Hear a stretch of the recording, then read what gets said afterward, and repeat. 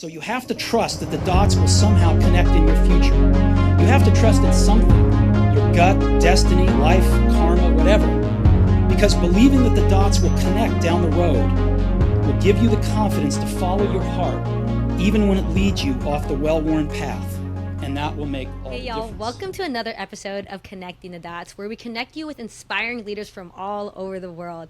I'm your host, Kay Short, and today we're joined with Danyah Aossey. I'm so excited to get to know, oh my gosh, I'm so excited to get to know her journey because we've actually known each other for a really, really long time.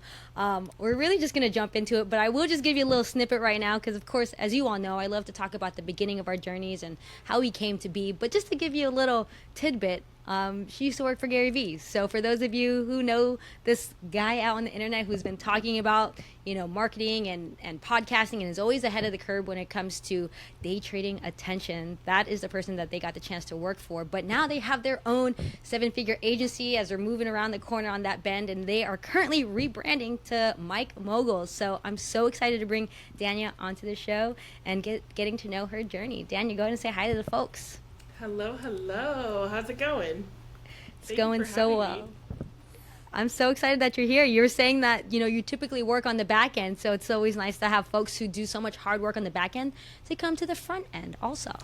Yeah, I'm excited. This is very new for me, but I'm ready to dive in. I always have good conversations with you.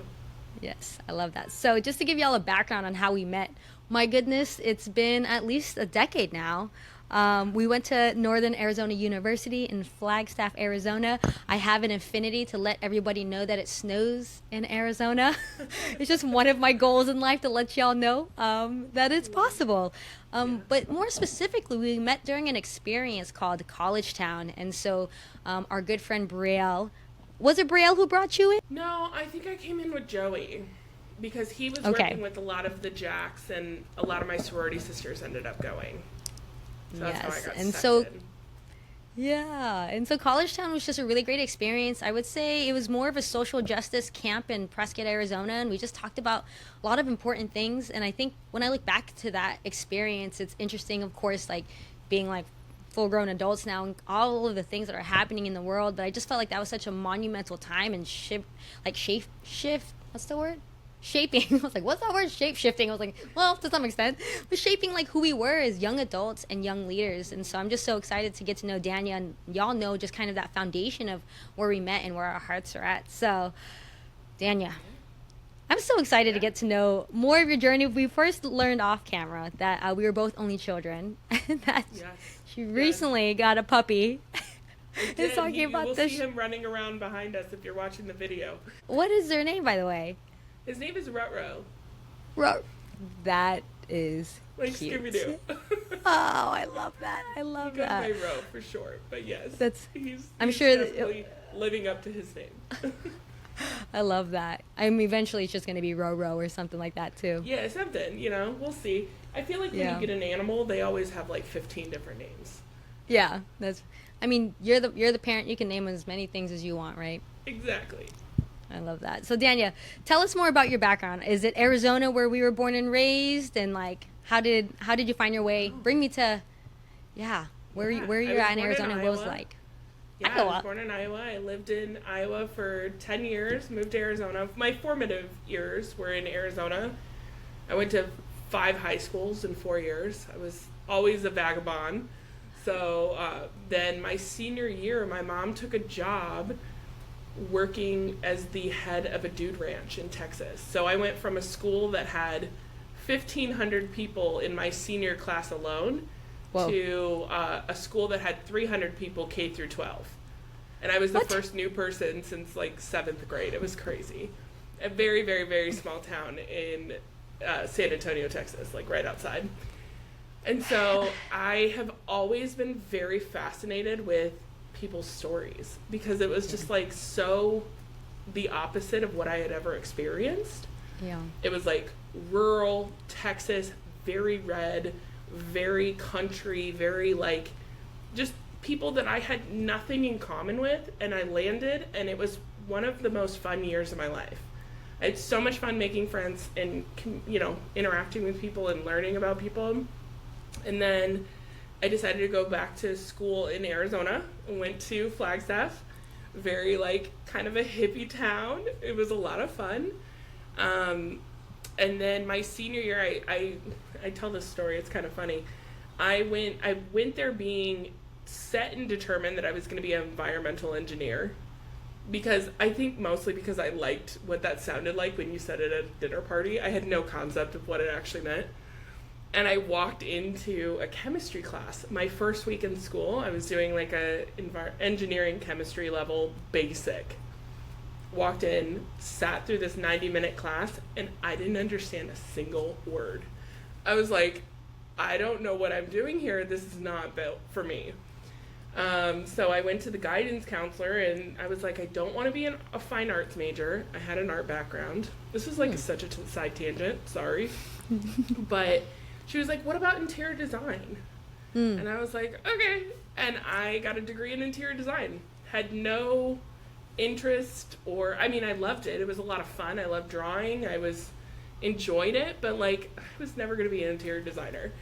And then my senior year of college, I saw the movie Inception, and I walked out of that movie and I was like, I either want to be an architect and go that route, take my interior design and go through the architecture route, or I want to work in movies. And looking back, the storytelling had always been a part of me. It had always been a passion of mine. But when I genuinely tell you, until I was in my early 20s, I had no concept that people made, that wasn't a job to me. Like, TV was just something I enjoyed. Yeah. So after college, I went to film school in San Francisco and studied being a producer and did the whole thing. My first job out of it was Steve Jobs, not the Ashton Kutcher one, but the one with Michael Fassbender. And I was in the office, working on set, doing all of that, and it was incredible. I loved it. I moved to LA afterwards and worked in film and television for about 5 years-ish, and did all of that, again, storytelling. And then I was on my way home from work one day, and I got rear-ended, and I really messed up my back. And so working on set and being very active and having all that just really wasn't an option. So that's fast forward 2017, I moved home. And at that point I was like, I don't know what I'm gonna do with my life. Like, I've spent all this time, I felt like I had finally found my thing. And then it just changed overnight. And that was about the time that people started making money on social media. And so I started running social media accounts for nonprofits and businesses around my town, and just very like small accounts. I had no idea what I was doing. I was just kind of like posting and like watching a lot of Gary Vee and kind of gleaning as much information as I could. And then we actually met right before I moved to New York. We sat down, I did an interview. We were just talking about this. And so that was really cool. And then a couple months later, I literally, when I tell you, I was so broke. I like car repossessed, couldn't pay my rent, couldn't figure stuff out. I was trying to start an agency, starting a business, trying to figure that out. And like, I literally had no idea what I was doing. And Gary, I was watching all his content, trying to keep my mind going. He announced the launch of Empathy Wines, and they basically put out like a corporate promo video. And I watched it and I was like, this is not shareable. This is not something I would share. It's not something I would enjoy. You know, which, looking back, that wasn't the purpose of the video. Like, they were looking for corporate sponsors. But in my naive moment, I was like, oh, I can do better. Stayed up all night, edited a video together that was like a 90-second trailer. I think it's 60 seconds. The next day, I tweeted it at Gary. He reshared it and pinned it to the top of his profile. And it got like 15,000 views in a very short amount of time, which is the most I had ever had on any piece of content I had ever made. And I applied through the website to get the job. That was December of 2019. And by February, I was living in New York working for Gary. So it was very, very fast. Yeah. You know, I was there for 2 years. Yeah. I learned more in those 2 years than I think most people learn in a decade, just by the way he runs his team. And then the pandemic happened. I was living in an apartment that was like 600 square feet. I had like 6 roommates, and I was like, whoa, I'm not riding out a pandemic in this. And so I moved home. I was like, no, thank you. I was a block and a half away from where they put the field hospital in Central Park. I was like, whoa, there's no way this is going to get better. You know, Yeah. we went home thinking it was going to be 2 weeks. And then at the end of the 3rd or 4th week, I was like, they were talking about closing airports. And I was like, gotta go. yeah, Moved home to Arizona and transitioned off of Team Gary into the traditional agency model. And that was not a good fit for me. I didn't like it. It was coming off of Team Gary. It was so much slower, and there was a lot more like bureaucracy involved. everything is slower once you get off of Team Gary. Well, and looking back now with clearer eyes, I'm like, oh, well, I went from something that was very entrepreneurial in nature. Like how he runs his team is just like very entrepreneurial. And then I went into this very classic advertising, which was never my forte. I didn't want that. And so I ended up leaving in December of 2020, and I started my agency the next month. And we focused on mainly social media and helping entrepreneurs doing what I was doing for Gary with, you know, without the major price tag. And then 2021, I looked around and I was like, hold up. These platforms want so much content from these business owners that are busy, that are not influencers, they're not content creators. And I felt like I was burning out my clients. They were paying me thousands of dollars a month for me to be like, hey, did you post a story this morning? Hey, can you film this for me? Hey, what about this? And I just was like, we need to build something more sustainable. This doesn't make sense. It's not in the best interest of the business owner. It's really not in the best interest of the viewer. All we're doing is really just supporting these platforms as they just want more and more and more. And so we looked around and I said, okay, what is actually making an impact? And it was podcasting and YouTube. It was long form content where people were able to sit down and actually listen to each other and hear the entirety of the conversation and have actual context, because God knows the world right now is lacking in context in every direction. And so we pivoted, and it was rocky at first, and I had no idea what I was doing, and we learned, and it's been great ever since. We've had the opportunity to work with some really incredible CEOs and build stuff. And I know I just talked for like 20 minutes, but like that's the path.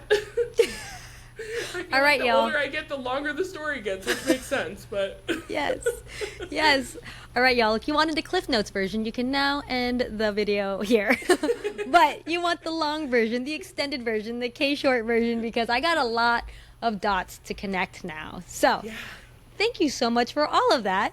But we're going to just reel it on back, because what I continue to notice as I bring guests onto the show, they're like, yeah, I'm just going to give the Cliff Notes. These are all of my highlights. Like, no. Because every person who's watching this, we need, and this is what I love about being on the platform right now and just coming back onto YouTube. I'm just like, I cannot witness another success story without hearing all the messy parts in between. So reposture yourself and be like, all right, K-Short wants a little bit of messy. She wants a little bit of dirt and clouds and dirt. Come on now. Think I don't know what's going on around here. That was a great little mini doc, whatever he did during that time. That was such a good one. Oh yeah. There's a lot of talent that came out of, I mean, like if I can dote a little bit, the creatives on his team are next level. Like, I can imagine. Excluding my, like, without sounding cocky, but like the people that I worked with at that time, who some of them still work for him, they've been with him for years, are just so talented. And some of them are now running other massive brands that you wouldn't even know that worked alongside him. So like, yeah, the whole model is really cool. I would want to jump into that, but I'm going to bring it back, and we're going to start. My curiosity pings me to the last thing you said was 5 different high schools, because we're both from Arizona. I got to hear about these high schools. Thank you. Yeah. So which high schools did you go to? I did freshman and half of sophomore year at Mountain Point. Okay. And then I went to an art high school for half of sophomore, half of junior. Then I went back to Mountain Point. So I moved 4 times in 4 years. And then my senior year, I went to Texas. And I was in Texas for my senior year.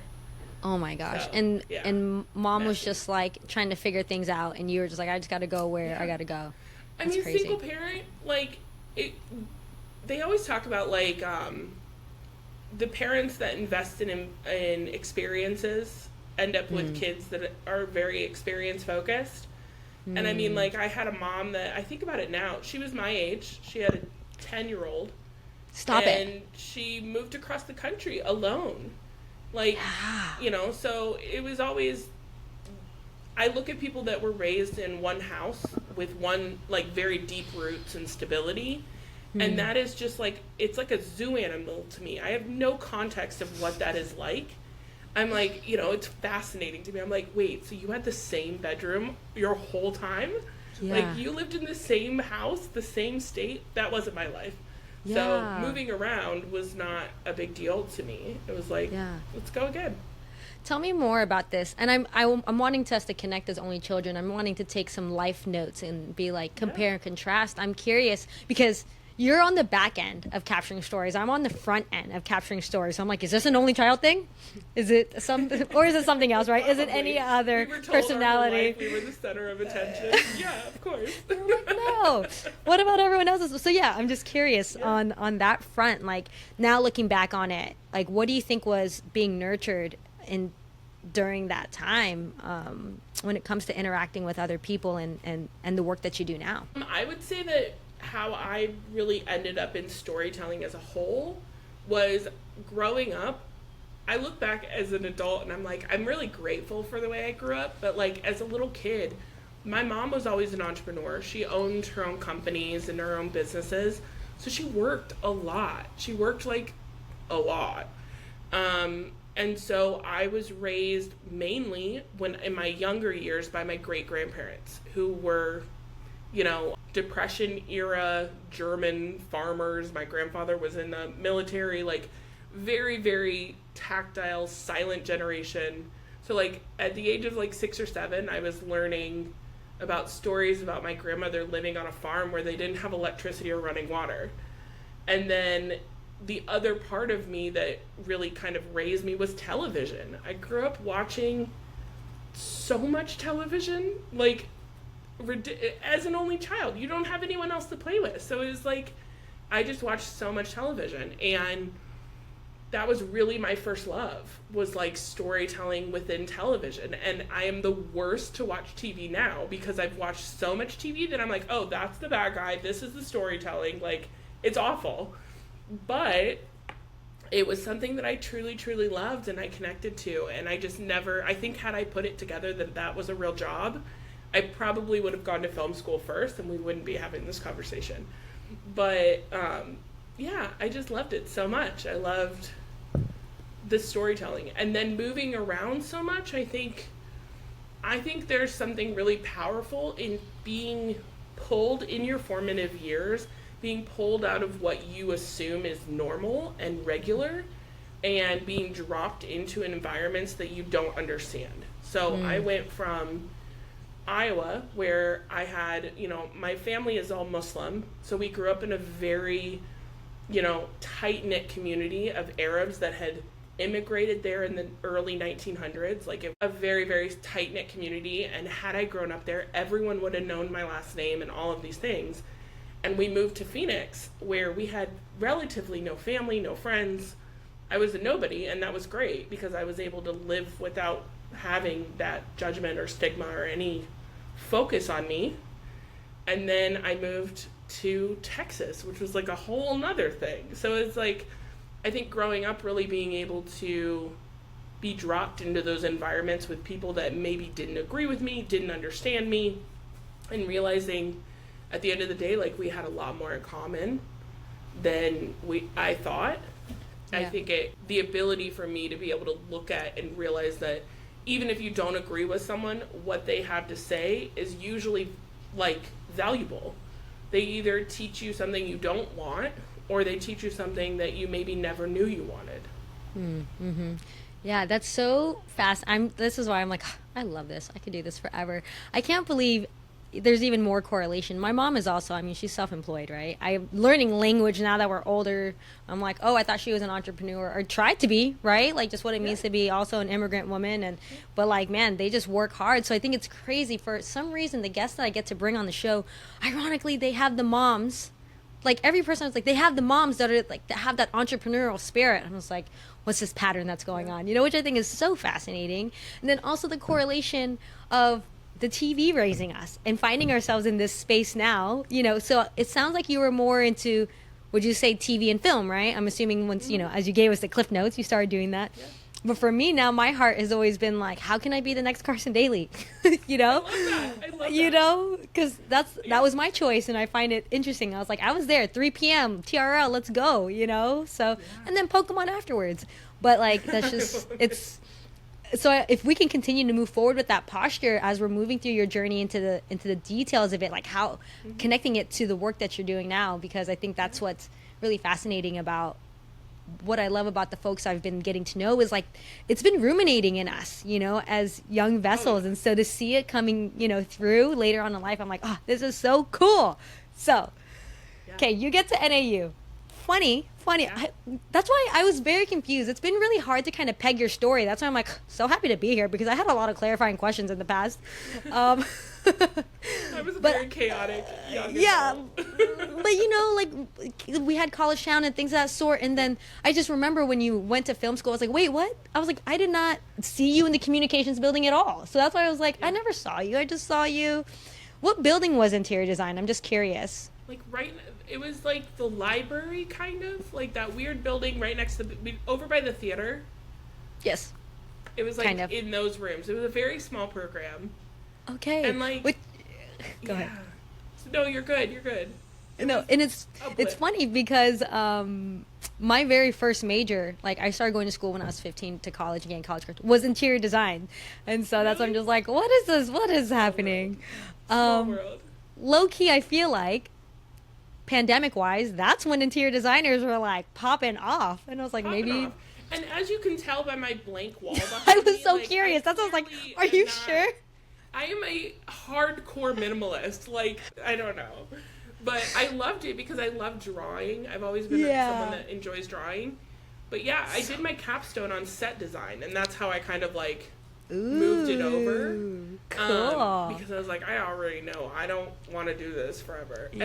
And there's nothing worse, and this is something that I've realized as an adult to identify, but when you're in a room and you look around and you don't want anybody's life, you leave that room. Whatever that is. When you look at the higher ups, the people that are further down the journey, and you're like, I don't want to do that, you don't need to be on this path. Move on. That is your innate instincts telling you that you have gotten everything you need out of that moment. And that's happened repeatedly to me over time, where, you know, at the end of my time at Vayner, I was in the agency, I looked around and I was so unhappy. And looking back, I was like, I probably wasn't a whole lot of fun to work with because I wasn't enjoying what I was doing. But I was so locked into the dream job and the concept of I'm living the dream job. There's a million other people that would love to do what I'm doing that I actually started to my instincts, where my gut was telling me it's time to move on. You've learned everything you're going to learn in this situation and you need to go elsewhere. But I just didn't listen to it. And I got that in interior design, and thank God I listened to it, because otherwise I'd be working like lazy boy right now. Wow. So wait, you learned that nugget. Oof, such a good one. You learned that nugget where did you learn that nugget? I feel like as I've gotten older, I've learned to identify that. Okay. But I from a young age, I think we all have it. I think it's inherent in us. Of like, you have to be able to learn what it looks like for you individually when your body says, I'm done. Whatever that is. You know what I mean? Whatever that is. And to honor that, there's so much like privilege and grace in being able to honor that in yourself, because a lot of people can't. They don't have the opportunity or the ability to do that. But if you can, it will take you so much further than you ever think is possible, because you got to close that first door for the opportunities to start showing up. Sheesh, dropping the knowledge now, early on. No, that's so good. And I'm so fascinating, because I feel that way. I feel like that's kind of how I've moved, but like you putting language and context to that, I'm like, everyone needs to, I'm just kidding. Not everyone needs to be an only child. Just kidding. That would be horrible. This would be horrible. But yeah, that's just so fascinating. I'm curious. Okay. So you got your degree in interior design. Yeah. And so and then your last capstone was doing set design. Yeah. And so then what was the conversation of film school? That's where I'm like, where were you at in that moment before you made that decision? Because that's where I was like, wait, like I said, I was like, I just communications building. What's going on? But that's just the lack of understanding college and life and things of that sort. And I'm assuming first gen also, right? No, actually. No? Okay. My mom's got her doctorate degree, like very highly educated. Okay. And very lucky to grow up in that household. I mean, I think that there were benefits and pros and cons to that, because I grew up in a world where it was expected that I was going to get my master's. There was no conversation. It was just like, you go to college, you go get your master's, and then you can go get a job. And I mean, like, I worked my whole life, but like that was the expectation. And so I think, probably given what we know now about student debt and all of those things, I probably wouldn't have gone that path. But God love my mother, she was of the Gen X persuasion, and that was just the expectation back then. And so I love seeing the younger generation really questioning if their life path really does benefit them to go to college. I'm going to tell you right here, right now, if you want to go into film and TV, do not go to film school. The only thing that benefits you from film school is the network, and that usually takes 5 to 10 years to grow, because all the people you're in classes with, all the people, maybe your teachers, but like, you can cultivate that easily while working in the film industry elsewhere. I had friends that I went to college with that went straight into film that were so much further along by the time I even entered the job force. So just a little context. But I went to film school because I looked around and I was like, I don't know what I want to study long term.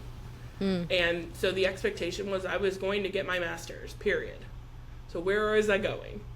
And I looked around and I was like, I don't want to be an interior designer.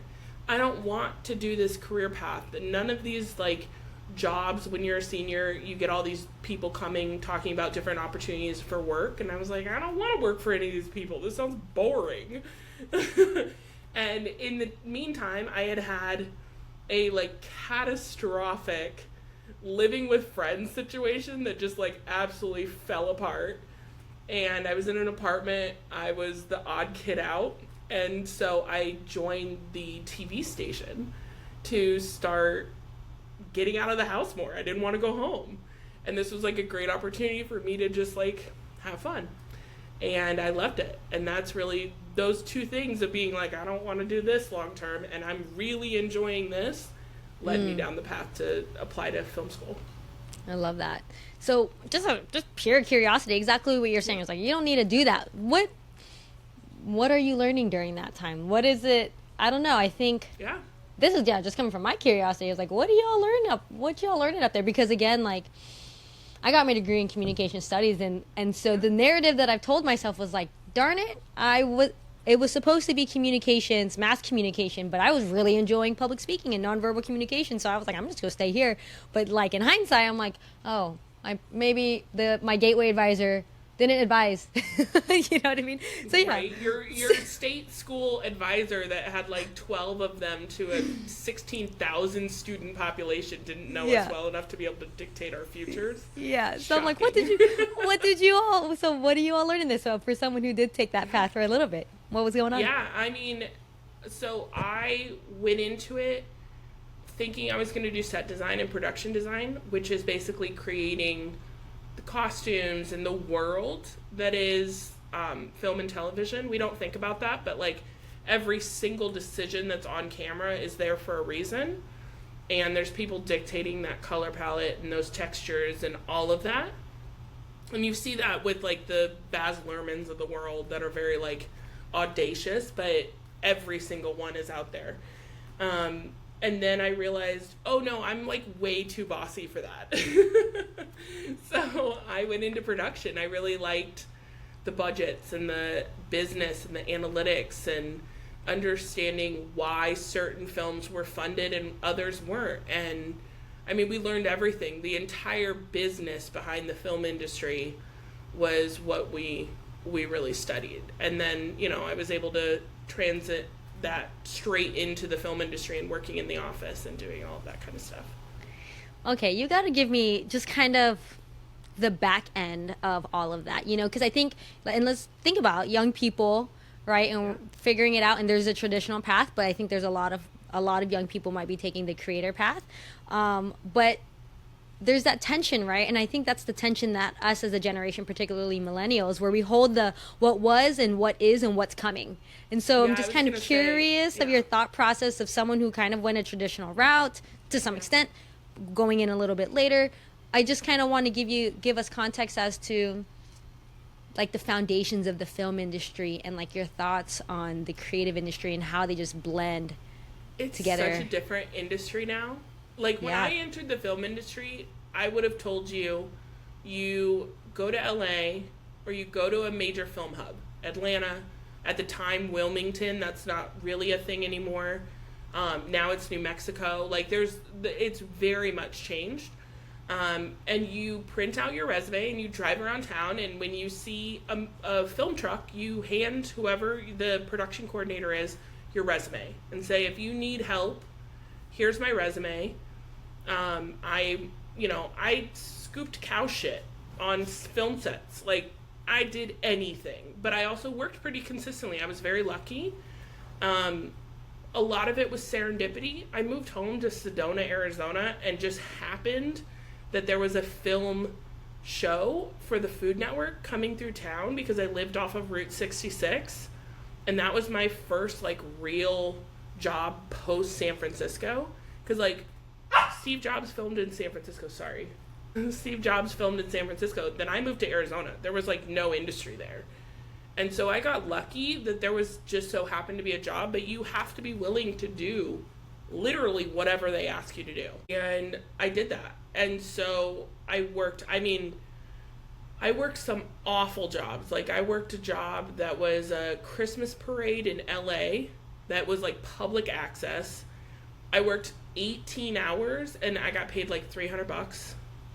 And it took me like 5 months of chasing the production company around to get paid. Like, it was like awful, like bad. That job then turned into my next job. When you show up and you work hard, the film industry is entirely built on connections and network. Who you know and whether or not they think about you. And if you show up to a job and you have a bad interaction with someone, I'm sorry, my couch is like moving behind me. It's like slowly coming apart. Can you give me just a second? I'm gonna go put my dog in my crate. Okay. You're messing up the interview. So sorry about that. But yeah, I think the film industry is it all that it's cracked up to be? I guess, you know what I mean? Oh, I love it. Yeah. I love it. I wouldn't want to do anything else and chase around, you know what I mean? For $300. I mean, yeah. Given last year, let's see. All good. There we go. I mean, given the strikes in the last year and everything going on, it's a different world. I couldn't give you advice out of a paper bag at this point because you're dealing against like AI, you're dealing with a contracting industry where, you know, Disney and Warner and all of these big companies are absorbing a lot of the smaller companies. And it's changing how the industry works as a whole. It's more risk averse. Not as much stuff is being made. The pandemic didn't help. I don't know. It's a very different industry.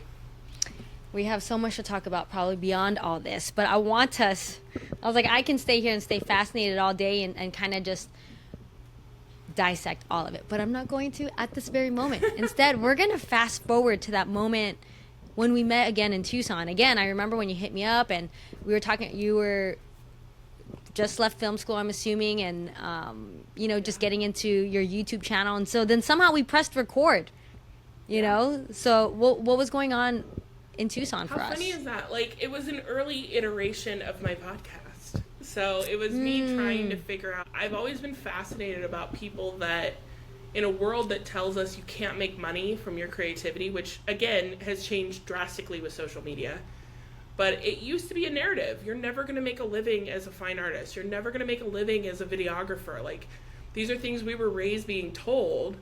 And so the idea of going out and being successful as a creative was always very fascinating to me. And I love that conversation because there's so many people that do it, and they may not do it in the public eye, but they're doing it behind the scenes, and they're making a reasonable living, and they're living their passion, and they're being creative.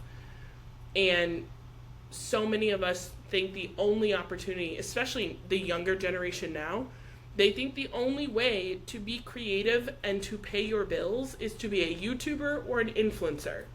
And the reality is that that is so not the case. There's so many other avenues that you can open up your creativity and show up for the world and be a creative entrepreneur. But that was what I was really looking at. It was like, that was when you were very much like chugging along with your podcast, and you were doing all these, like, I've always seen you as like a very creative human being, and you do a lot of things in different verticals, and like, I just think it's so cool. And yeah, I wanted to like sit down and pick your brain. Yeah. Granted, a couple months later, I moved to New York and never edited the video, but we have it. We do. When you become Carson Daly, you let me know, because I'll have some footage we can bring back. Yeah, no, I mean, finding my way back around too, I think even just sharing, like having to navigate our way. I'm sure, were you having conversations with your mom about being a creative? I got lucky. My mom was always like, do whatever you want. Same. You know, she never really like put a lot of expectation around that, because she knew, I think she knew at a young age, like, I was not going to be I have severe ADHD. Like, I was one of those kids that they were diagnosing me in like 6th grade. All these people that are like late in life diagnosis, that was not me. And so I think the idea of me being like an upstanding citizen kind of went out the window at a young age. She was like, she's going to be a little weird, but she'll figure it out. That's so amazing. Yeah, I feel like it's the same too. My mom was like, figure it out. I mean, obviously that's with first gen conversations, like, just figure it out. I trust you. I got you to the States. You're on your own. You know, honey, go figure it out, you know? So it's even like, even thinking about it now, I'm like, I didn't really know what I was doing. I was just like, ooh, you know? And so it's so fascinating that we're finding our way back to this. And so I want to talk more about, like, again, there's this pinging for me, like, you're saying that things are shifting, and I want you to elaborate in terms of, for young people, as to what the industry was. You're saying that it's currently changing because of AI. I'm just doing me. I'm not in it like you've been in it, doing it, things of that sort. So I just need some understanding around this. But then also highlighting, like, what are other avenues to be a creative? Because I think exactly what you're saying. Young people are like, I have to be an influencer or create content. But there's so many other things. But you're saying things are changing too. So what other things are there? I think we're in the middle of a very significant shift from quote-unquote traditional media, which was your ABC, NBC, CNN networks that dictated what we saw. We've democratized that. If you want to watch, I mean, like, I follow a girl on TikTok that exclusively talks about pens. That's all she talks about. She makes a living talking about pens. And when I tell you, like, Pilot, she, like, Pilot will send her stuff. She's making a living through the views, like, and she just really likes pens. And I find it extremely relaxing to watch her talk about pens. 50 years ago, people would have, like, looked at her like she was insane. If she was just, like, walking through the office being like, ooh, this is a great pen. Like, it wouldn't have been a thing. We live in a world that gives us so much opportunity. And I think that can be really scary for people, But if you know how to navigate that landscape, you have more choice than ever. There are so many people that want to work in a creative field, but do not want to be in front of the camera. And as someone that is not consistently in front of the camera, my marketing for my company is the worst marketing because I don't want to film it. I just don't enjoy it. I love podcasts. I love showing up, having conversations. But the idea of doing a trending sound every single day for the rest of my life sounds like the seventh ring of hell. So I'm not into it. The same thing that you were asking from your past clients. Yes. Yes, 100%. And I still ask my clients, I'm like, well, we could do this and we could do this, because I know that if you're willing to show up in that way, the world is built for success in that model. What model? It's the easy path to create lots of content and be a slave to the algorithm. And if you have the consistency and the drive to show up every day for 120 days or 200 days, every single day, you will get a payback for that. You will gain an audience for that. You will gain eyes for that. If you are consistent and you are obsessive about the quality of your content as well as the quantity, the world is set up to benefit from that.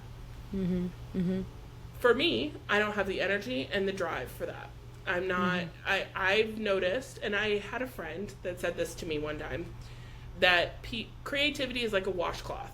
You spread it around, you can absorb things into it, but if you wring it out entirely, it has no way of growing back. So that sounds really weird, but when he said it to me, I was like, wow, that's so true. But this concept that creative energy is a muscle. It can be ripped and torn and damaged just like any other muscle. And we are currently doing a 10 plus year hit workout. That's what social media is to us right now. We are running full speed on a treadmill and wondering why people are falling off the back. It's true. And we also wonder why everyone, people are stealing stuff and content, and they're, everything looks the same. It's because we are not giving ourselves space or time or an opportunity to recharge our creativity just like we would any other muscle or skill or our mind. All of these things. We know that you need sleep. Humans need sleep. So the idea that we think that we can grow up or wake up every day and be creative from 9 a.m. to 9 p.m., pass out for 2 hours, get up, edit all morning, post, and just rinse and repeat forever, it's not a feasible, sustainable model. This seems very at tensions with the Gary Vee that you got to work with. I'm assuming things have changed maybe a little bit, but I'm just curious, Mr. Hustle. Let me put some context into place. Thank you. Gary's thesis is that if you want more, you have to work for it. He has not ever been someone that's you gotta hustle. That one article came out that talked about hustle culture. And the reality of both who Gary is, what he talks about, and who he physically is in his day-to-day life is you can't expect to get results at a high level if you're not willing to put that level of work into it. So when he says you gotta bleed from the eyes, people are assuming that he's talking to everyone. It's no, we're talking to people that the amount of people that would walk up to him and be like, I'm gonna be a millionaire by 35. Okay, cool, but you don't have a job. You live in your mom's basement. What the are you talking about? That's the difference, is the idea that you have to work for what you want. Yeah. And that got misconstrued. There's something very interesting, because I'm an over-consumer of media. That's just who I am. It's interesting to watch the dynamic shift in the conversation among the media personalities. The Gary Vees and the, Tony Robbins and the Cody Sanchez's, and watch that. The longer context we get and the bigger window we have, we're actually starting to see a cyclical nature. So it's seasonal, just like everything else. And when times get hard, when the economy drops, when people are stressed out, when the world is very tense, like it is now, you start seeing that narrative of work harder, put your head down and grind. And nobody is shitting on the people that are saying it today, but they went after Gary because he was saying it in a time where things were flush. We were all about the soft girl life, and we were all about all of that, which is fine. If you want that, do it. I don't work 15-hour days anymore. There's a reason that I don't work for Gary anymore. You know, I got to a point where I was burned out. I wasn't able to manage my energy, and that was my responsibility. There were times where, like, the people managing me on his team looked at me and said, you need to leave that office at 5 p.m. You are not allowed here after 5 p.m. So this idea that he's somehow promoting a hustle culture is very, like, it's taken out of context from one article. The other thing that I say when people bring up Gary and the amount of content he's producing, Gary has a team of 25 to 35 people at any given time that are producing the content for him. He is 100% tapped in on listening, but he's not video editing. He's not doing, like, he has people literally following him around with a camera.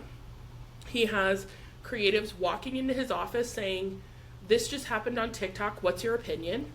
He has, and then he is also perpetually going through things and reading comments and doing all of those things. The focus of 25 to 40 people, give or take, is entirely focused on that brand. Yeah. That is not a singular person creating content. That is a team running a brand. Yeah. So one of our clients just interviewed Tabitha Brown recently, who is incredible. She blew up during the pandemic. She creates recipe videos. If you don't know who she is, go check her out. But she's also just like a profound mind. She has a team of 26 people. Her videos are in her kitchen on her iPhone. You would never know that she has such a large team behind her. But that is the biggest misconception of content today, is the idea that you can achieve what you're seeing online alone. Very, very, very few people that are producing content at scale are doing so alone. Okay. Everyone just soak that in real quick, because it's just crazy. You know, you tapped into someone who has shifted, I mean, from the outside perspective, right? Who shifted culture. Him and D-Rock. Mm-hmm. Tell me your perspective on that. Like, what, I feel like that's what shifted. Admiration. Yeah, like what happened once we started seeing that relationship and having this guy follow this guy around? How did that shift culture? From your perspective. I think it changed the way we look at content forever. Yeah. Because it's similar to the idea that, like, when Spielberg came along, he put directors on the map. And granted, I'm sure that there's a lot of people that are like, that's a lie, Scorsese, like, yes.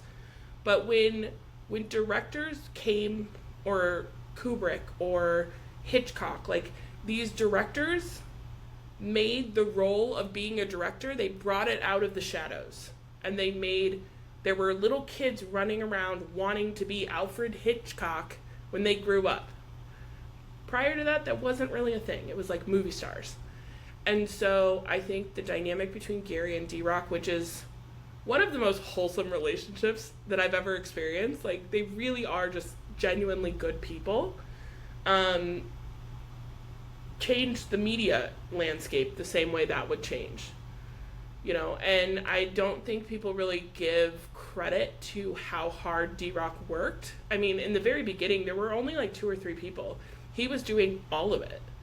And they had a really great symbiotic relationship, and like watching them work together is stellar. It's cool to see someone like kind of like, it's like a dance between the two of them. And I think that Gary's brand is equally built on the back of both of them, which D-Rock would never agree to. But I think that his talent also merged really well with Gary. And then he was able to step into a role where he built more. But I think he was coming like right out of school. if I remember correctly, I don't know a lot about his backstory, but like he went and saw Gary at a conference and then just kept emailing him and then decided to work for him for free. Like, I think the beauty of Gary's brand and why it took off and it felt as authentic as it did is because D-Rock was like really new to the game. Mm-hmm. A, the game didn't exist, and B, he was just like putting it together. You know, it was very entrepreneurial in nature, and they kept that through the brand. And so it was like when we showed up, I'll never forget my first day. I was so nervous. And like I was the only female editor at the time. They since had more, and it was right after Ingrid. Just cut that out. I don't remember her name. But they had just had a female editor leave. But you walk in, and it's a team of 30 people, and like 5 women, maybe. And it was also my first job where I was like actively creating. I didn't really know what I was doing. I knew how to run Premiere, but like past creating like goofy little edits, it was not like this was a job. Yeah. And I sat down next to Caleb Ralston, who is another incredible creative. He's now running Alex Hormozy's brand. So he is big brain, like very, very, very creative mind. And I sat down next to him, and he handed me a list of just like keywords. It was like, I will never forget. It was like, he was like, I don't really have anything for you. I mean, like, you can go figure out what you want to edit, but like, these are ideas I have. And it was like just this list of like random keywords that he had put down. And that was my training, like post getting educated around like Vayner's brand. Yeah. And they have some really great training around that. But like you really do just get like drop kicked into the deep end. And so for me, it benefited me because I was such a nerd on his brand at that point that I was like, I was able to draw connections between like the old stuff and the new stuff.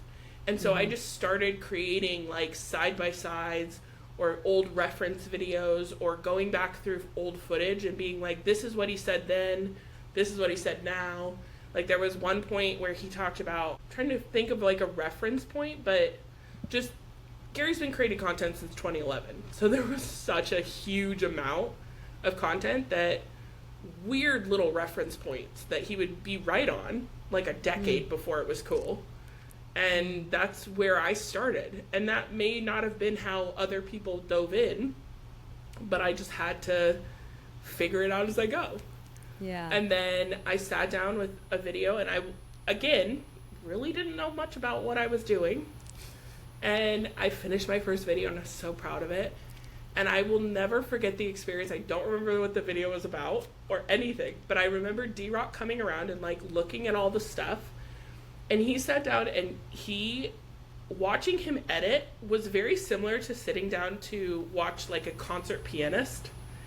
Like someone that just knows something so well that it's just pure muscle memory at that point. And I just clearly remember looking at his hands on the keyboard and being like, I am fucked. I have no idea what I'm doing here. And I mean, like, he was great. He was super helpful, but like, you just figured it out. You figured it out. Yeah. Yeah. And if your stuff hit, it did well, you created 10 times that amount, and you just kept doing that. And they did a great job at having, you know, there were, I think, 6 editors at the time on his team. And so all of us had our own styles. All of us had the understanding of the brand that D-Rock and Gary had built. But, like, we brought our own perspective to it. And I just remember I used to troll the comments for like, oh, I love that edit. And I'd be like, yeah, because so many people at that time in 2019 thought D-Rock was the only editor. And so it was like very common for people to be like, wow, D-Rock, sick edit. And I, in my little like soapbox, wanted them to know that there were also women on the team that were also creating, that were also doing things. And I don't know, it was a lot of fun. I learned a lot. I have so much respect for all those people. Yeah, that's incredible. Thank you for giving us insight. Just because, like, right? What we see and what's actually going on. And like, I mean, I don't know the next time I'm going to talk to someone, you know what I mean? But it's just like, I love that you're just giving context as to like, it's just not all what you think that it is, y'all. And so again, for, you know, people who want to, go ahead. There's so many people out there that really just want those big brands, and they want the people in front of the camera to live up to like the Hollywood trope that they're all a-holes. The reality is Gary's just a genuinely good dude. Like, he just is. And so it's like, you know, there were things about the dynamic at the time that I didn't always agree with, more coming from like the shifting environment of content, but I always knew at the end of the day that like he was a good person and he was doing what he thought was best. Yeah. I love that. What did you take from that experience into your agency? Tell us more about early entrepreneurship. This is where my meat and bones come in. I'm like, all right, I gotta learn from someone who's some steps ahead. So yeah, tell us about the shift, and when you sat there and you're like, I'm gonna do this. What was that exactly, and what were those feelings that were coming up with that? Yeah, I mean, it was a big shift. It was a lot to learn. Kind of, I think I'm only now tapping into understanding the shift of working in my business versus working on my business. And everyone gives you that platitude. But like, I remember my first month, I had just booked a client, and I booked a client, this is a good reference point. I booked a client that was an entrepreneur. I was managing his Instagram, his YouTube, editing his podcast, or like chunks of his podcast, and his LinkedIn, and he was paying me $2,000 a month. Maybe $2,500. So like, as a reference point, that is not what you should be charging for 4 platforms. I was making so much content. And he was like 100% on board, because of course he's getting like a great deal. I had just come off of this killer team. And I was just cranking out content. And I remember having this moment where I kind of started working on the agency before I left Vayner. Slowly, small stuff, but it was always like a side hustle. Oh, I got to go back to work, all this stuff. And the first day I sat down to edit for him, my brain fired off, you need to get back to work. And I had the moment of, oh, this is my work. I get to do this. This is my job. So I think if you can find that within your entrepreneurial journey, it makes it so much easier. Because like, entrepreneurship sucks up one side and down the other. Like, it's just, if you can do anything else, do it. Anything else. But it's also like some of the most rewarding stuff. Like, I don't know, I love it. I don't think I could ever go back to a 9-to-5 at this point. I'm ruined. But yeah, in the early stages, like, one thing I did is I was absorbing a lot of entrepreneurship content. That's how I learn. If you're not someone that does that, like, you don't have to, but that's how I intake information. I joined a course that was very much like the bare minimum of like, this is how you start an online business. This is what it looks like to set up a P&L. This is what it looks like to brand yourself. Like, very, very basic. Because I had no reference point. I didn't really know how to start a company. And then I jumped on Clubhouse. And I think Clubhouse, which was like a moment, I jumped on it, and you talked about day trading attention. At that point, Clubhouse was the shit.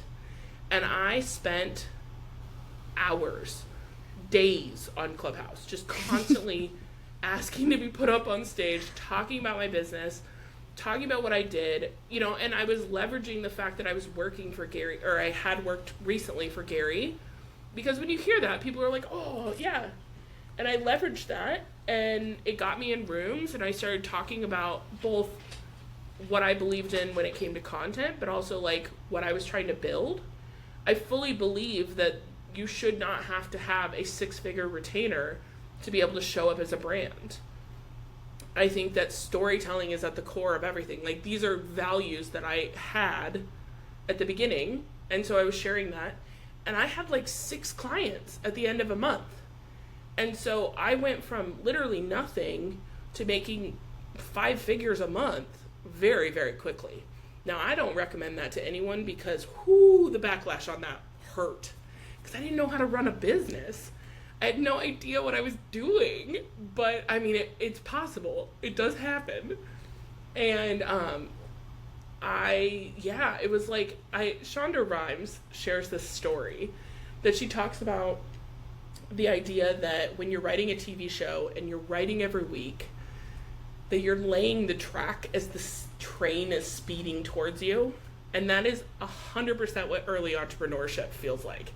Like you are literally building the train track and there is this giant locomotive just running at your face. And it's about trying to figure out how to A, stay calm, because the worst thing you can do in any situation is freak out. It's not going to help anyone. And B, set yourself up for failure or for success, because I set myself up for failure. I had no foundational skills or programs or anything set up. So every time I booked a new client, I was recreating the wheel. I was rebuilding processes. I was rewriting emails. Like everything was so much more work because it happened so quickly and I didn't have that foundation in place. And because of that, then my second year, 2021 was like a rough year. My second year of business, my clients started being like, they had expectations, obviously. They were paying for a service. And I hired some people, but I had never managed people. And so I just kind of went, I assumed that everyone showed up to their job the way I showed up to my job, which has always been someone that's like, I just want to people please. I just want people to like me and I want to do a good job and all of that kind of stuff. And it was my first time really being exposed to people that were like, this is the paycheck and I'm not worried about it. And I hired some of those and I wasn't monitoring what I needed to monitor. And we lost like a lot of clients very quickly. I went from a $10,000 to $20,000 a month client base down to like 3, like that. And because my foundation wasn't in place and wasn't strong, I had no client acquisition and I didn't know how to get new clients. And I was still in the works of, I was editing videos and it was a very tumultuous time. And the train caught up to me and it hit me head on and it hurt like a mofo. So like, I just, I got to a point where December of that year, I was like, I don't know how I'm going to pay my rent. Like it had gone from like making so much money and doing more money than I had done in my entire life to like not being able to pay rent. And I had to then take it back to the studs and be like, okay, what do I need to do to make this business sustainable and to make it where it's an equal exchange for time, effort, money, making sure that what we put out is what they're paying for. Do not work for free. I have a tendency to always wanting to give stuff away for free because I'm trying to validate my accomplishments and my skill set, and it does the exact opposite. When you work for free, people assume you can't charge. And so it's like you end up working for free will get you indoors, but it will not get you respect. And so that's the difficulty of it. And I don't know, I since then I've been, really making sure I'm taking a crash course in how to structure something that is a long-term return, something that is sustainable, that can grow and eventually hopefully be sold if that time comes. And that's an entirely different way of thinking. Yeah.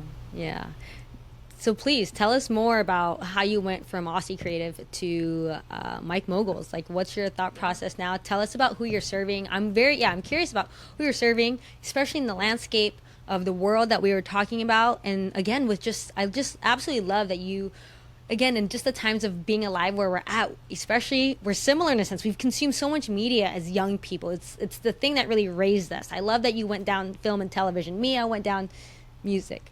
To some extent, whatever was on TRL, I was like, I just want more of that, and so yeah, you're like in it. And I have like so many questions. I'm just like, wait, but what happened to, Clubhouse and all these things? I was like, I'll just wait until we're off camera for that. But I'm just like, wow, like she's really in it. And so it's so fascinating to see how you are preparing yourself and setting yourself up for success, because you're able to now see those waves to some extent, riding the surfboard with someone who also is able to do that. So yeah, tell us more about this transition that you're in. You said you're in a rebrand right now. And what I'm hearing is kind of moving into this like CEO season, and really 100%. Yeah, I mean, taking it to the next level. We used to go by Aossey Creative, which is my last name. And that was just kind of, I pulled that out of thin air when I was doing, it was just me working on stuff. And the longer I was in business, the more I realized that when your last name is in the title, someone's coming to work for you or work with you. And I wanted to build something that didn't require me to be editing constantly. I can teach other people how to show up in a way and to make the decisions that I would make. And I can also hold space for the fact that they might be better at something than I am.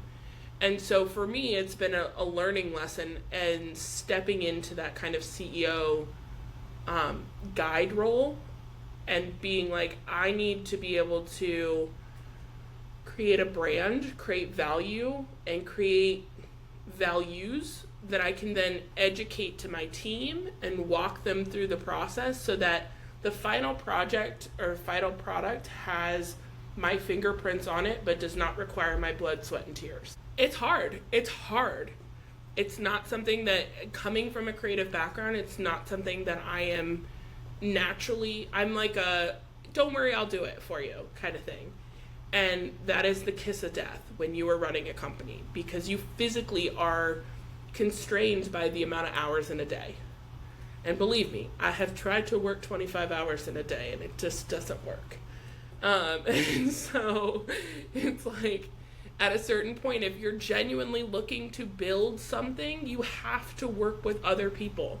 The power of community is something that I am being an only child, I always did everything myself. I can do it myself. Don't worry about it. Hyper independent. And I'm realizing the older I get and the more I build this company that the reality is I cannot do it alone. I need people to help me. And there are so many people out there that can do what I do, and they may not even know they can do it yet. I can show them what I do, and then all of a sudden they're making better decisions than I am when it comes to the creative edits and when it comes to all of these things. And it's like, that's been really fun to watch my team grow and expand their skills, because it's very egotistical to sit at the top of a pyramid and be like, I'm the smartest person in this room. It's fun, it feels good. You're not going to get anything out of it. You're not going to grow from it. You're not going to expand your business. You're just always going to be the pipe, or what do they call that? The bottleneck in your business. Like, you're always going to be that person that's slowing down the growth because you're too focused on it validating you. It's my little tangent. But in terms of stepping into MicMoguls is something that I'm really excited to grow, because I think that we have so many incredible entrepreneurs. And, Gary's always been someone that is very comfortable being in front of camera. He's a big personality. He's got, all of that. But there's a million other entrepreneurs that have done incredible things in the world that are maybe not as comfortable just pulling out their phone and talking to it. And so we are really looking to help creatives and entrepreneurs that maybe aren't the most comfortable in front of camera build depth in their brand. Because that's really what a podcast does. It builds your expertise, it builds depth in your branding, and you're able to show up a little more organically. We can take people that are not comfortable in front of camera, and in an audio podcast, and most of the time in a video podcast, we can make you sound like you are just so chill, and you can't do that in a 30-second clip as easily. And so there's also a sustainability aspect to an entrepreneur that's busy. And we work with like 6, 7, and 8 figure entrepreneurs. So very, very, very busy people that are not able to sit in a studio for 6 hours a day, and they're not able to, necessarily, they don't want someone following them around all the time, or all of those different things. We're able to allow them to show up and build a brand on like a couple hours a month. They show up to 4, 5, 6 hours a month, and we then diversify it and create something that they can show up consistently online. Because attention is the bread and butter right now. It's venture capital. Like, that is what it is. It's the funding that you need to get into doors, to achieve things, to have access. And if you're a CEO and you're the figurehead at the front of your company, unless you are doing something that you actively do not want a personal brand, you should be considering it, because it will give you an amplification of what you're already doing on a level that I don't think very much else will at this point. Wow, incredible. I mean, Answer to the question. No, I'm just like, sheesh. There's so much there, but I want to know more about, we were talking off camera a little bit about human design. And I'm just kind of curious. You're saying that a big shift is happening. So in the work that you're doing, and you personally shifting into MicMoguls, right? I'm just curious of what you're anticipating, obviously, within the media world, and of course, within humanity too. And how are you preparing for that as an entrepreneur? I mean, I think that whether it's, looking around the political landscape, the geopolitical landscape, the astrological landscape, the I Ching, the human design, like, we're coming up on a time where big things are changing. I mean, you don't have to be woo-woo to look around and realize that, like, there's large shifts happening. And in my opinion, I think that we have gotten so far away from our natural state of who we are that there has to be a course correct. We don't talk to each other anymore. We have rising depression rates, rising suicidal rates among young people. Like, our society and our world as a whole is not naturally where we're not built to thrive in this type of society. Whether or not, I mean, I'm not Nostradamus, I don't know what's coming, but I just feel like I'm seeing more and more people trying desperately to return to a world that feels a little more natural. We're seeing a rise in podcasting. We're seeing a rise in long-form content. We're seeing a rise in more people not saying they're red or blue, but rather moderate. More people wanting to find that unity and that center, which I think is very human. Like, we are built to build connections. There's a really great book called Homo Sapien, which talks about, like, kind of the concept of how humans came to be. And our brains are built to create myths, whether that is the myth of value around money, or the myth of, you and I both like the same sports team, so we may not know anything else about each other, but I like you because you like the Red Sox, or whatever it is. Our brain is built to build those connections. And our society has done a great job in isolating us, because the most beneficial person to capitalism is someone that has zero connections and has to go buy everything. Like, it's just built for that. So if you don't have a family to watch your kids, you're paying for daycare. If you don't have a community to help you when you're sick, you're paying for, medical care. You're paying for... We have profited on the disconnection of people, and you see people fighting so intensely to get back to it. And everyone's saying, like, we're the most divided we've ever been as a nation in the US. And the reality is, yes, but when you start looking at the micro pockets, people are really trying to build those connections again. And so, like, for me as an entrepreneur and a content creator, my role in that is I want to help people have those conversations.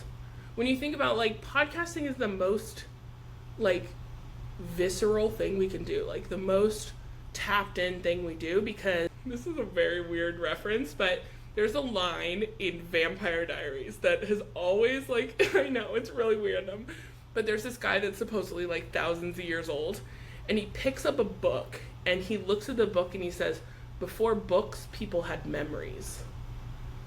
And it's this concept of, like, before social media, we had whatever. Before this, we had whatever. But the reality is, before all of it, we were sitting around a fire telling stories. That is our base center. And so what is this other than sitting around a fire telling stories? That's what has always drawn me to podcasting. That is so crazy, because that's literally a reference point I've been using for probably the past year. And I have yet to make a video on it, but yes to that. I only say that because I had the chance to speak to some first years at U of C. Oh, cool. How did I end up there? Yeah, I did. I think you're great for that. I think you would have been incredible. Yeah, that doesn't surprise me at all. Thank you. They were all half asleep, because what 18-year-olds are now and 18-year-olds when we were 18, different. So I even went in and I was like, which one of y'all had coffee already? Great. I'm only talking to you. Everybody else, take a nap. I don't even care. I'm just going to be real. I was like, take a nap. I don't care. I'm here to talk. But literally, I created this whole storyline through my Instagram page. And the first two, so I created the story through each post, was kind of like a different part of the season. And the first post was AI'd intentionally, and it was people sitting around the campfire. And so the thought process is that the reason why we're all on social media is because it's the new campfire. The problem is we don't know the difference between feeling warm and being burned, and we're getting burned by it, you know? And so that's why I'm like, it makes so much sense that we're addicted to it. And I just think you're the first person. I'm like, it is an only child thing. We have too much time to reflect and observe and see what's going on in the world. Oh, I agree. I live in my head, and so it can be a dicey place in there, but it does come up with some weird thoughts every once in a while. Yeah. And no, I just think it's fascinating, because you're the first and only person I was like, who's made that reference. I was like, oh my gosh, okay, cool, which is awesome. But I think at the same time, what you were saying about this Vampire Diaries, and this is what I tell people, is like, our brains are always recording. You know what I mean? Like, it's always on record, you know? So again, going to that practice of like the present moment. But I do agree with you. So you feel like podcasting is the most natural thing to do in the modern day world? I think short of sitting around the kitchen table, yeah. You know, I think that we have been so inundated. I just listened to something the other day that was really interesting. It was someone talking about how never before, maybe it was Scott Galloway, talking about never before have we had so many demands put on our life as humans. You get 80 years. And it used to be that you woke up in the morning, you went out, you plowed your farmland, you came in when the sun set, you spent time with your family, you fell asleep, you had babies, you died. Like, that was the thing. And now it's like there's so much expectation. It's like somebody put on fast forward and we got stuck. And so it's like, of course, the 18-year-olds that you're talking to are exhausted, because in 18 years, they've done what most 60-year-olds would have done 20 years ago or 30 years ago. And so it's like, we are so craving depth and connection. You know, you see, Gary keeps talking about how, and I don't normally talk about Gary this much, but he keeps talking about how live streaming is going to be a thing. And he's probably right, because it's mundane and it's slow and it's something that you can tune out in. And I think over the next 20 years, we're going to see a regression of people being like, yes, I have the opportunity to doom scroll and feel like my life is burning down, but I'm actively choosing not to for my mental health. I'm actively choosing to get a flip phone and when I go to the bars. best thing I ever saw was this. She couldn't have been more than 19 on TikTok, talking about how all of her friends have flip phones. And the only numbers in those phones are the friends they're out with at the bar, because they don't need to be worried about who's on Instagram or who's on this. And it was like, yeah, that makes sense. We went to the bars with flip phones. Mm-hmm. I don't remember reference point, like when we would go to the bars, we were there. It was in the moment. San Felipe's was messy from the get. I just want to point out, y'all, I was not there. So when you went to the bar, Danyah. I loved college. Do your thing. I lived it up. I will never regret that. But you were in the moment. You were with the people that you have. And it wasn't so much worried about documenting everything. It wasn't so much worried about, oh, we got to get a picture for Instagram, otherwise it doesn't exist.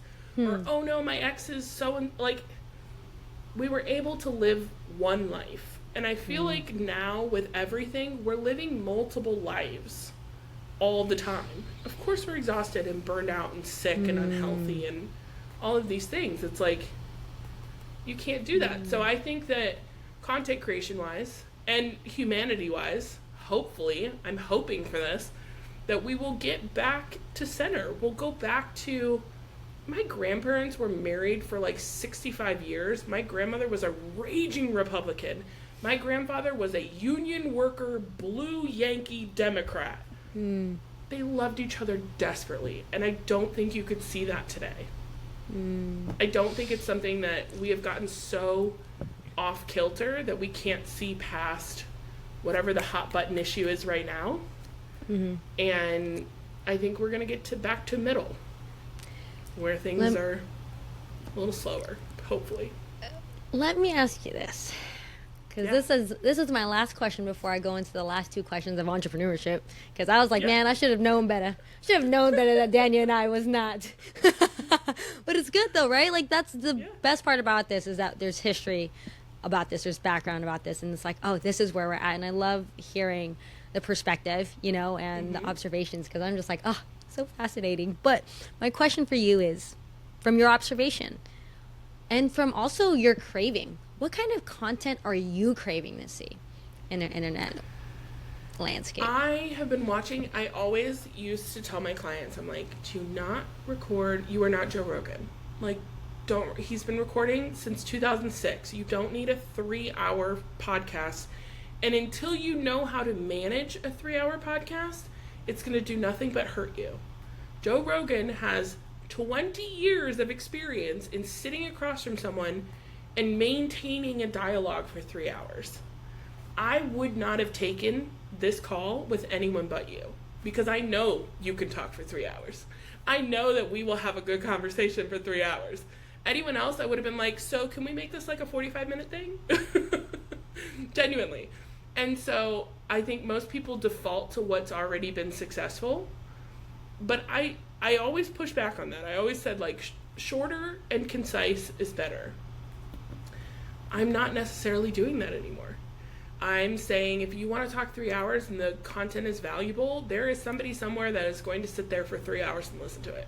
I just finished a 2.5-hour podcast that I enjoyed every second of. And at the very end, the guest said something that I was just like, what? And I don't regret the podcast, but it showed me, it further enforced the idea that you can listen to someone, find commonality with them, and then completely disagree with them, but not regret the value. So I don't know. I think I'm looking for more in depth. I'm tired. I'm so exhausted of the headlines and the clickbait and the lies. And it's just so easy for people nowadays to force narratives and create fake stuff. And it's only going to get worse with AI, that I trust my mind and my opinion wholeheartedly, because I know I'm not lying to myself. And so I need to go in and do the due diligence of critical thinking. It's exhausting in our day and age, but I want to hear it from the horse's mouth. If I watch a 2-hour podcast from you, I'm going to get most of the story. If I watch a 30-second clip from you, I don't know you from Adam. And so that's why when my clients are like, should I be focusing on podcast or social media? I'm like, I would rather take a podcast clip from a longer conversation that they can then go to and get an experience of who you are than you create 1,000 30-second clips. Because how often are you scrolling on social media, you like a clip, and then you don't even know who it was? I reference that back to, like, when we used to watch commercials during the Super Bowl. I mean, I don't do that anymore. I guess people still do. But, like, you'd watch this, like, great, hilarious, spunky commercial. Who made the commercial? Do you know? No? Okay, cool. That was super effective use of $5 million. You know what I mean? It's the same concept. It's like, you gotta build the depth. Yeah, I love that. I love so that. I'm looking for depth. You're looking for depth. I think a lot of people are looking for depth. And so I'm curious, this is my last question, I think, in terms of your expertise is like, when it comes to podcasting, when it comes to marketing, what tips can you give for folks in terms of moving into creating content that's more in depth? Do it with a purpose. So after 5 years of working with people that are getting into the content game, I can tell you that there is a process that most people will go through. It's, I want to be a content creator, therefore I need to know all the ins and outs of content creation. I'm looking for a strategy. It's not effective. So people tend to get stuck in the moat that is, I'm going to watch everything and learn everything about content creation. I'm going to spend hours learning how to post an Instagram reel. And it's like, the reality is, you don't want a strategy, you want a purpose. Because a purpose shows up whether you know how to do it or not. A strategy just spends time learning. And you can hire out a strategy. You can get someone on Fiverr to tell you what to post and when to post it. I think all of us basically inherently know. But a purpose is so much more difficult, because a purpose stands up to your insecurities. It stands up to not wanting to turn the camera on. It stands up to not, quote unquote, having anything to say. Because if you truly have a purpose at your core, you have to show up because it's your purpose. And so when you're starting the content creation journey, it's grueling. You're going to end up with trolls and haters and no views and stressful deadlines, and it's not fun. It's just like entrepreneurship. It sucks. Up one side and down the other. But if you have a purpose and you have a reason for why, then all of a sudden it becomes a lot easier to point your efforts in a direction. And so the reason that most people don't make it past 21 episodes of a podcast is because they lack purpose. They want to get on, they want the validation of having a successful podcast, but they don't have a purpose behind what they're doing or what they're talking about. And having a good purpose, I could teach anyone strategy. I cannot give everyone a purpose. And the best, most successful podcasts I've seen are people that just have that fire in their heart, that they're like, I just really gotta talk about Teletubbies. Like, whatever it is. You know what I mean? And like, those are the people that you see with like 200 episodes about Teletubbies. And I'm like, okay, cool. You have 200 episodes. You're not getting the views. Now that you have a purpose, your why, let's pile a strategy on top of that. Don't do it the other way around, because the best thing you can do when you, specifically on a podcast, the best thing you can do is have conversational skills. And if you can sit down and you can have a good conversation with someone that you may not understand or agree with or know anything about, you're going to go 10 times farther than someone that has the most beautiful setup and the great cameras and the beautiful lighting. That part. And that's so almost counterintuitive. It's just wild because what conversational skills for a lot of people, right? It's just like, just in general, right? Communication and what's happening. So it's so fascinating to see. Well, and it's not counterintuitive to who we are. People know how to talk to each other. It's counterintuitive to the steady stream of courses and coaches that we've been fed over the last decade of saying, I've got the secret tip to success. I'm going to tell you right here, right now, the secret tip to success is a lot of work and consistency. Period. And that's not fun. Nobody wants to pay $1,000 for a course that says you got to post 3 times a day and you got to show up to every episode every week, and you got to do, like, the work that goes behind the brands of success is a lot of hard work. Mm-hmm. And they get to the summit, they succeed, and then they sell you the platitudes that helps them further succeed, when they know that they were grinding to create something more than what they have. Yeah. They were showing up, they were doing the podcast, they were sending the emails, they were prospecting, they were doing all of the things. That's my favorite thing, is like, usually about like 6 weeks into working together, every single one of my clients goes, wow, podcasting's a lot of work. Yeah. Yeah, it's a lot of work. Mm-hmm. Like, everyone thinks they can just like flip a switch, turn it on, and get going, and it's like, you need that purpose. Yeah. No, I love that. I was like, I have a potential client for you, because literally I was in line with someone, and these two girls were like, we want to start a podcast. I was like, why do you want to start a podcast? And they were just like, it just seems so, easy. We just want to talk about this, and that. And like, we already have these great conversations as best friends. And I was like, oh my God. I was like, I've trust had me. that drunken conversation with my best friend too. We're so funny when you just start a podcast. Yeah. And I'm just like, and full transparency, right? Like, not formally trained. I've just kind of been learning as I go, and I was like, I even know that you shouldn't start a podcast. I was like, what are y'all going to talk about? You know what I mean? I was like, you need 100%. Some level of structure, some level of... 100%. So I was like, but I'm like, if you really want to, I know somebody that's going to help you. More power to you. Yeah. So if folks do want to start a podcast with you, what do they need to do? Yeah, absolutely. With us, we do critique, or not critique, we vet people to work with us, because we do want to make sure that we like to say impact-driven entrepreneurs. So I like, what we do grows podcasts very quickly, and I like doing that for voices that I believe in. So for example, people that are centered in inclusivity, activism. We have one podcast that we're working on that is a founding member of the Consumer Financial Bureau. So like protecting, citizens against being annihilated by big banks, like things like that. I want to work and put my efforts towards amplifying voices that are changing the conversation and really making sure that that's who works with us. So we're not for everyone. You can absolutely reach out to me, and I will refer you to some incredible podcast managers if you want to talk about, the standard drama, boobs, Botox. That's always like the fun 3 that people like to talk about. But that's not for us. But that doesn't mean that your podcast isn't great. You're just not a good fit for us. Yeah. And I refer people all the time. But you can go to MicMoguls if you have a company and you have a purpose and you're excited to start something.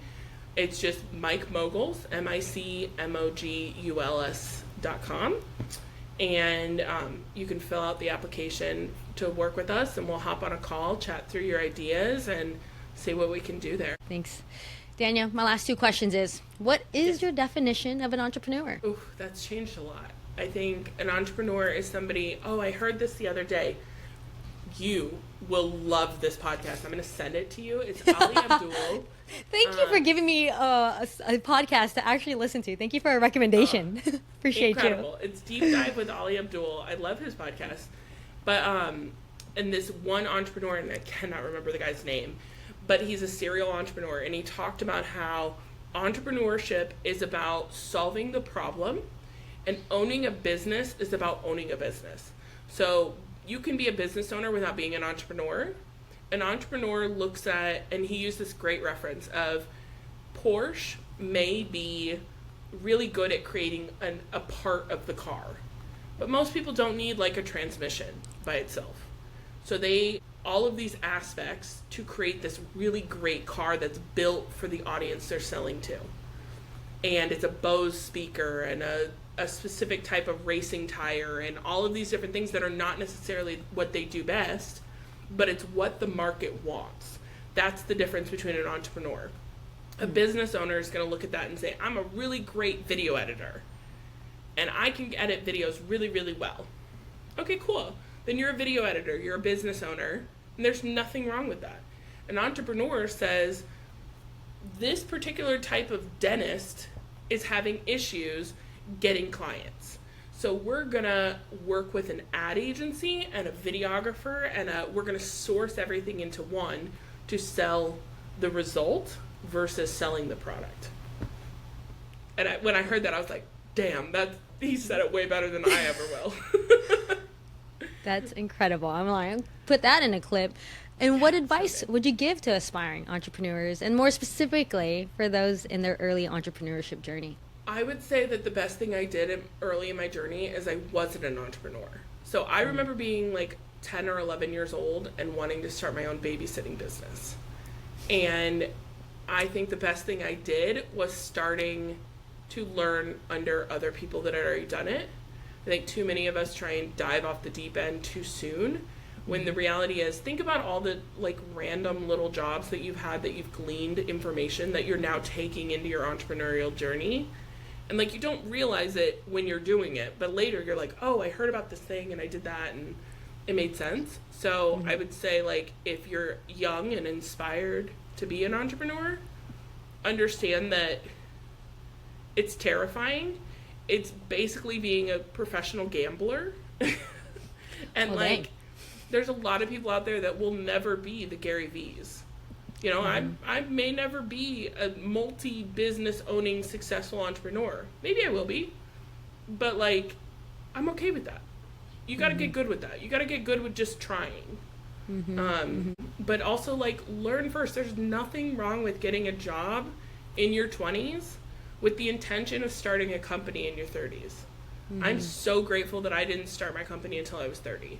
Because I feel like had I started at 20, 22, 23, the first time I tried, it wouldn't have gone well.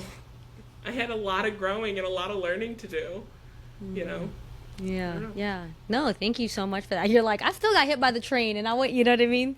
And it was still coming for me. Yeah. So, yeah, I love that. Yeah. Thank you so much for sharing that. Danyah, is there any last words, things that are kind of ruminating in you that you'd like to share with us before we hop on out of here? I talked so much on this podcast. Sometimes there's always this little ping where, like, some epiphanies kind of happen while you're also, you know, in the midst of the conversation. So I just wanted to leave some room and space for that. Yeah, no, I love that. I think that I'm excited to dive into your other interviews, because I want to acknowledge you, because you are just like a really incredible speaker and conversationalist. And I told you this before, but like, if you guys don't know Kishore, like, you show up to every conversation and every interaction with like a level of authenticity and just like, I don't know, it's just very cool. You've got like really cool vibes, and you've been this way since college. I remember, like, God, were you like dancing on a stage? Y'all better stop. Y'all better stop right now.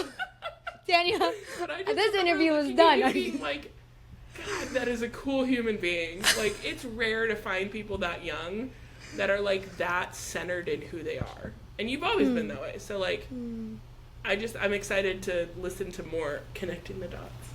Hey, thank you so much. Y'all don't look for that video. I know that video's out there. I know exactly what you're talking about.